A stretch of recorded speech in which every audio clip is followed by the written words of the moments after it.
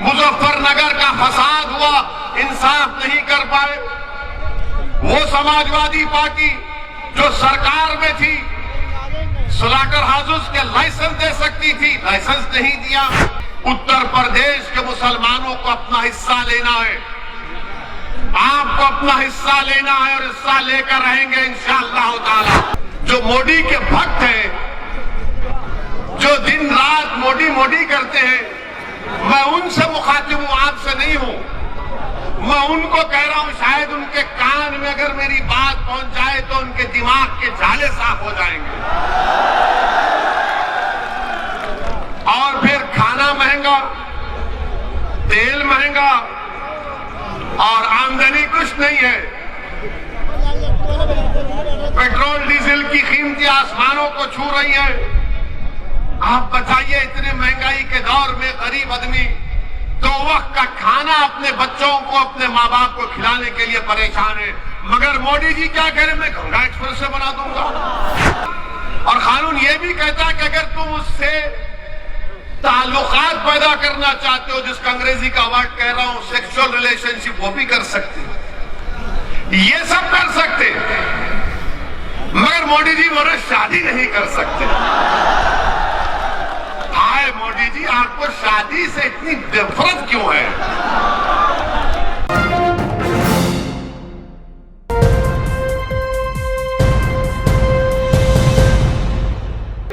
नहीं नहीं, ये जो लंबा आदमी है, शेरवानी टोपी पहना, इसकी बात का यकीन मत करो,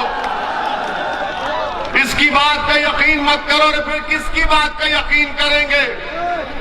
वो अखिलेश यादव, समाजवादी पार्टी, मुजफ्फरनगर का फसाद हुआ, इंसाफ नहीं कर पाए। वो समाजवादी पार्टी जो सरकार में थी, स्लॉटर हाउसेस के लाइसेंस दे सकती थी, लाइसेंस नहीं दिया। वो समाजवादी पार्टी जो मुसलमानों से रिजर्वेशन का वादा किया, नहीं किया। आप किसकी बात का भरोसा करेंगे? हाँ, मुसलमान जीत सकता जरूर है, मगर आपका नेता नहीं बन सकता, आपका लीडर नहीं बन सकता। आपको अपना लीडर बनाना है। आपने सुना अभी कि हमारे भाई अतीक साहब गुजरात अहमदाबाद की जेल से अपना दर्द भरा पैगाम आप तक पहुंचा रहे। हमारी बहन अपने शौहर का दर्द भरा पैगाम आपको पढ़कर सुना रही है। क्या किया इन्होंने? अतीक साहब ने क्या क्या नहीं किया इनके लिए? बदनामगी बोल ली इनके लिए, सत्ता दिलाई इनको और उनको जेल में डाल दिया गया। आजम खान जेल में है। क्या मुकदमा आजम खान पर किस लिए जेल में डाला गया? कोई नहीं बोलेगा। मेरे अजीज दोस्तों और बुजुर्गों, मैं आपसे सिर्फ यही गुजारिश करने आया हूं कि इस चुनाव में आने वाले विधानसभा के असेंबली के इंतखाबात में उत्तर प्रदेश के मुसलमानों को अपना हिस्सा लेना है। आपको अपना हिस्सा लेना है और हिस्सा लेकर रहेंगे इंशाअल्लाह ताला। ये लड़ाई मजलिस की हिस्सेदारी की है। ये लड़ाई हमारी भीख की मांगने की लड़ाई नहीं है। हम अखिलेश यादव के बगल में ठहर कर फोटो लेने के मोहताज नहीं है। हमको तुम्हारे फोटोओं की जरूरत नहीं है। हमको हमारा हक चाहिए और हम हक लेकर आएंगे इंशाअल्लाह ताला। यकीनन बीजेपी को हराएंगे। किसने कहा नहीं हराएंगे? अभी अभी हम सुन रहे थे कि मीडिया के लोगों ने हमको मैसेज भेजा कि उत्तर प्रदेश में किसी जगह पर नरेंद्र मोदी देश के वजीर आजम ने कहा कि गंगा एक्सप्रेसवे से सबको फायदा पहुंच जाएगा। गंगा एक्सप्रेसवे से भारत के प्रधानमंत्री ने कहा कि गंगा एक्सप्रेसवे से सबको फायदा पहुंच जाएगा। इतने 1000 करोड़ की मंजूरी दी। नरेंद्र मोदी जी मीरठ शहर में ट्रैफिक का प्रॉब्लम हल नहीं कर सके, वो गंगा एक्सप्रेसवे बनाएंगे। गंगा एक्सप्रेसवे बनाएंगे। कितना लंबा लंबा छोड़ते हैं। बिजली बम्बा बाईपास मीरठ का मोदी जी कब से बन रहा है? अखिलेश के जमाने से चल रहा है। वो मुकम्मल नहीं हुआ। मोदी जी बोले गंगा एक्सप्रेसवे बना दूंगा मैं। आज आप देखते हैं वजीर आजम बीजेपी के दौर में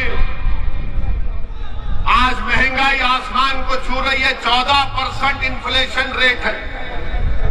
जीएसटी साबुन से लेकर बनियन तक जीएसटी नरेंद्र मोदी लगा दिए। यानी जीएसटी साबुन से लेकर बनियन तक।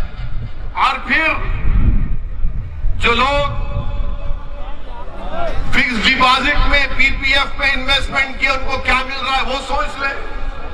जो मोदी के भक्त हैं, जो दिन रात मोदी मोदी करते हैं, मैं उनसे मुखातिब हूं, आपसे नहीं हूं। मैं उनको कह रहा हूं, शायद उनके कान में अगर मेरी बात पहुंच जाए तो उनके दिमाग के जाले साफ हो जाएंगे। और फिर खाना महंगा, तेल महंगा और आमदनी कुछ नहीं है। पेट्रोल डीजल की कीमतें आसमानों को छू रही है। आप बताइए, इतने महंगाई के दौर में गरीब आदमी 2 वक्त का खाना अपने बच्चों को, अपने माँ बाप को खिलाने के लिए परेशान है। मगर मोदी जी क्या कह रहे, मैं गंगा एक्सप्रेस से बना दूंगा, इतने 1000 करोड़ लगा दूंगा। अरे इन्फ्लेशन को कम कैसा करेंगे मोदी जी? कीमतें कैसा कम होगी वो बताइए ना। आपने बनियन पर जीएसटी, साबुन पर जीएसटी आपने सब लगा दिया। क्या बचा बताइए? अब खाली सांस लेने पे जीएसटी लगना बाकी है।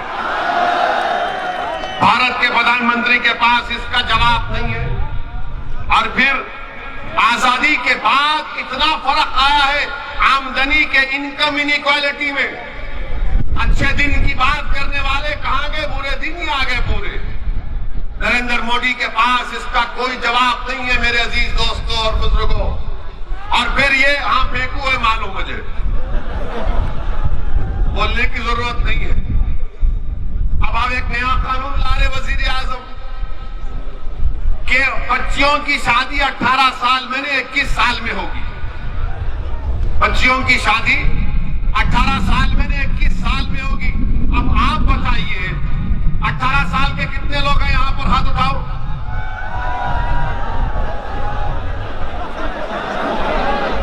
यानी अब आप वोट डालेंगे ना?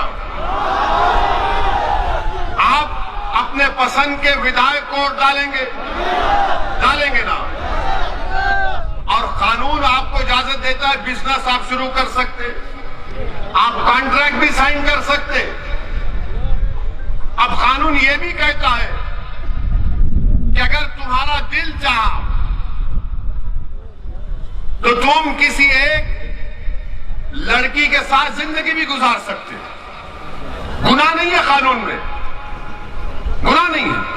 और कानून यह भी कहता है कि अगर तुम उससे ताल्लुकात पैदा करना चाहते हो, जिसका अंग्रेजी का वर्ड कह रहा हूं सेक्सुअल रिलेशनशिप, वो भी कर सकते हो। ये सब कर सकते, मगर मोदी जी बोले शादी नहीं कर सकते। हाय मोदी जी, आपको शादी से इतनी नफरत क्यों है? शादी जैसे इंस्टीट्यूशन से आपको इतनी घबराहट क्यों है? 18 साल में वोट डाल सकते। 18 साल, सुनिए, 18 साल में कोई ये तय करेगा कि देश का प्रधानमंत्री कौन होगा उसको मालूम, किसको मेरठ में वोट डालना उसको मालूम, किसको नहीं डालना उसको मालूम, किसको हराना उसको मालूम, कौन दल्ला है उसको मालूम, कौन जमीर फरोश है उसको मालूम, कौन मिल्लत का कौम का दुश्मन है उसको मालूम। मगर लड़की को भी मालूम, लड़के को भी मालूम, दोनों को मालूम। मगर मोदी जी बोले शादी 21 में ही करना। अब आप बताइए क्या कर रहे हैं?